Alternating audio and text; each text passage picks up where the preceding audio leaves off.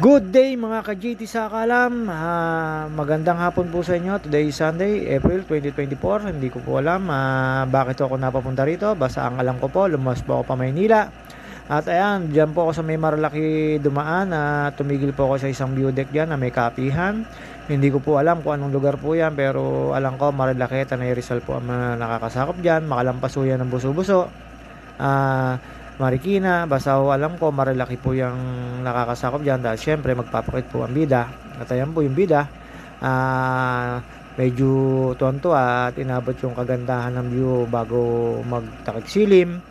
At after ko po dyan magpahinga, dumiretso na po ako. Ayan yung Marilaki Highway, nakita ko po dyan yung mga nakamotor. Shoutout po sa mga nakamotor, sana po lagi tayo mag-ingat para hindi po tayo maaksidente at hindi po tayo makapandamay na ibang sasakyan na mapayapang na nanakbo po dyan. Basta lagi po tayo mag-ingat. Ayan po yung daan dyan.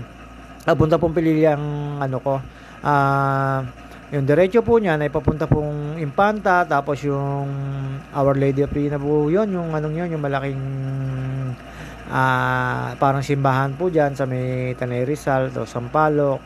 Pagkakaalam ko po dyan hasta yan po ay Marilaki. Buti na lang po medyo may araw pa ako at nakita ko yung kagandahan ng Marilaki dyan. At ayan po yung sinasabi ko sa inyong kalsada na napakainit po. Sa sobrang init po talaga, nakikita nyo po medyo tuyo na yung mga dahon dyan sa party na yan. Pababaho kami dyan ng Pililla. Doon ako sa Pililla dadaan, papunta ho ng Mabitak. Hindi ko lang po alam yung kung ano pong baryo yung nakakasakop dyan sa pinagpanikan namin. At after po namin makapanik, paghiwalay ng Pililla at Pamabitak, pa-windmill, ayan po yung view deck po na dating ginagawa lang po, yung pala hanggang ang purpose nila. At tapos pagpasok ko po dyan, 10 pesos po, makakapasok na ho kayo sa view deck na yan at napakaganda po. Tapos pwede pa ho kayong pumanik dyan sa taas. Sa taas po, mas mataas, medyo mataas lang po ng isang building, pero yun din po yung makikita nyo, pero mas maganda hong tignan pag nasa ibabaw ho kayo, kasi ho dyan siyempre medyo mababa. Pag sa taas po, napakaganda hong tignan. Ayan po yung view deck na pinanik ko.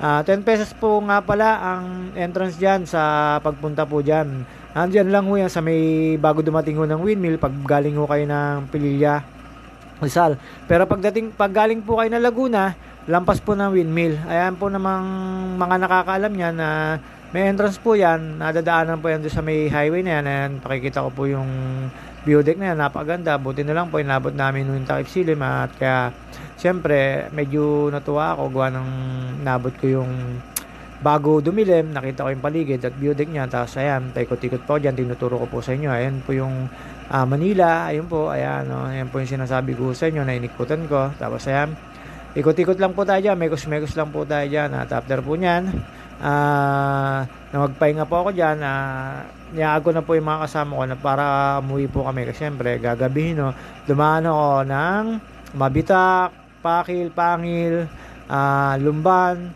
Pami, doon na po ako dumaan, Pagsanghan, Santa Cruz. Yan, nung pauwi po ako mga ka-JT sa Kalam, hindi ko na po kinuna ng video kasi gabi na po. Ayan po, sa next vlog ko po, sana po follow nyo po ako. Kahit palo lang po, di nyo po panoodin, okay na, sapat na kay JT sa Kalam.